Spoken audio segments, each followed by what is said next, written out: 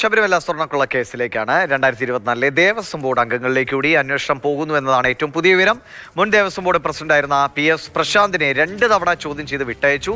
വീണ്ടും ചോദ്യം ചെയ്യുമെന്ന് അന്വേഷണ സംഘം അറിയിക്കുന്നുണ്ട്. ദേവസ്വം ബോർഡ് അംഗമായിരുന്ന അജികുമാറിനെയും ഉടൻ ചോദ്യം ചെയ്യുമെന്നാണ് വിവരം. 2024 ദ്വാരപാലക ശില്പപാളികൾ ഉണ്ണികൃഷ്ണൻ പോറ്റിക്ക് കൊടുത്തുവിട്ടത് കേന്ദ്രീകരിച്ചാണ് ഇവരുടെ പങ്ക് അന്വേഷിക്കുന്നത്. ജിബിൻ JB വിവരങ്ങളുമായിട്ടുണ്ട്. ജിബിൻ, PS പ്രശാന്തിനെ കുറിച്ചുമൊക്കെ ഇതുമായി ബന്ധപ്പെട്ട് ഈ ആരോപണത്തിന്റെ ഒരു നിഴലിൽ പലപ്പോഴും വന്നിരുന്നു.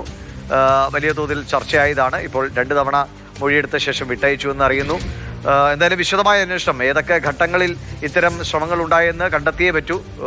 ഒരു പ്രധാന കാര്യത്തിൽ മാത്രം ഒതുങ്ങി നിൽക്കാവുന്നതല്ല ഈ അന്വേഷണം. എന്താണ് ഇപ്പോൾ SITയുടെ മുന്നിലുള്ളത്? ഈ പറഞ്ഞ കാര്യങ്ങളൊക്കെ അടുത്ത ദിവസങ്ങളിൽ സംഭവിക്കാൻ പോകുന്നതാണോ?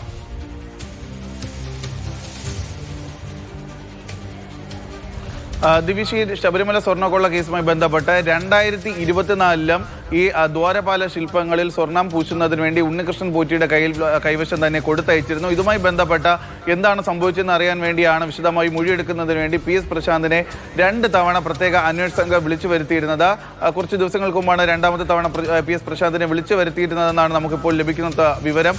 അതുമാത്രമല്ല, ആ കാലഘട്ടത്തിലെ ദേവസ്വം വകുപ്പ് മന്ത്രിയായിരുന്ന കടകംപള്ളി സുരേന്ദ്രനെ കൂടി ആദ്യഘട്ടത്തിൽ പ്രത്യേക അന്വേഷണ സംഘം മൊഴിയെടുക്കുന്നതിന് വേണ്ടി വിളിച്ചു വരുത്തിയിരുന്നു. അദ്ദേഹത്തെ കൂടി വീണ്ടും വിശദമായി മൊഴിയെടുക്കുന്നതിന് വേണ്ടി വിളിച്ചു വരുത്തുമെന്നോ തന്നെയാണ് ഇപ്പോൾ ലഭിക്കുന്ന വിവരം. അതുമായി ബന്ധപ്പെട്ട് ഏറ്റവും എടുത്തു പറയേണ്ട കാര്യമെന്ന് പറയുന്നത്, കാരണം ഈ 2019 കാലഘട്ടത്തിൽ ശബരിമലയിൽ നിന്ന് സ്വർണം കൊള്ള ചെയ്യപ്പെട്ട ആ കാലഘട്ടത്തിൽ ഉണ്ണികൃഷ്ണൻ പോറ്റിക്കാണ് ഇത് സംബന്ധിച്ചിട്ടുള്ള പങ്കുണ്ടായിരുന്നതെന്ന് ഈ 2024 ദേവസ്വം അംഗങ്ങൾക്ക് അറിയാമായിരുന്നു എന്നാണ് SIT കണ്ടെത്തിയിരിക്കുന്നത്. അതുകൊണ്ട് തന്നെയാണ് വീണ്ടും എന്തിനാണ് ഉണ്ണികൃഷ്ണൻ പോറ്റിയെ തന്നെ ഈ 2024 ഈ കൃത്യം ഏൽപ്പിച്ചു എന്ന് അറിയുന്നതിന് വേണ്ടിയിട്ടാണ്, അത്തരത്തിലുള്ള വിവരങ്ങൾ ശേഖരിക്കുന്നതിന് വേണ്ടിയിട്ടാണ് ആ കാലഘട്ടം, അതായത് 2024 ദേവസ്വം ബോർഡ് പ്രസിഡന്റായിരുന്ന പ്രശാന്തിനെയും ആ ദേവസ്വം വകുപ്പ് മന്ത്രിയെ കൂടി ഈ കേസുമായി ബന്ധപ്പെട്ട് കൂടുതൽ വിശദാംശങ്ങൾ തേടുന്നതിന് വേണ്ടി വീണ്ടും വിളിച്ചു വരുത്താനായി അന്വേഷണ സംഘം ഇപ്പോൾ തയ്യാറെടുക്കുന്നത്.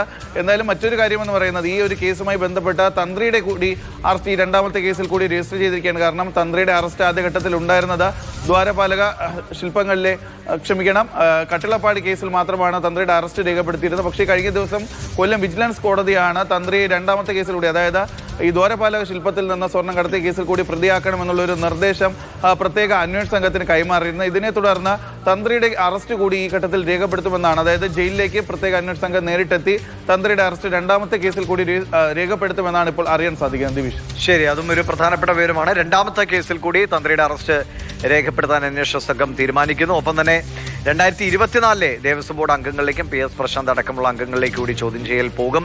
അവരെ 2 തവണ മൊഴിയെടുത്തിരുന്നു. അതിനുശേഷം വിട്ടയക്കുകയാണ്. വീണ്ടും ചോദ്യം ചെയ്യാനായി വിളിപ്പിക്കും എന്നതാണ് വിവരം. എന്തായാലും ഇനി കൂടുതൽ അറസ്റ്റുകളിലേക്കാണോ പോകുന്നത് എന്ന് നമുക്ക് കണ്ടറിയാം.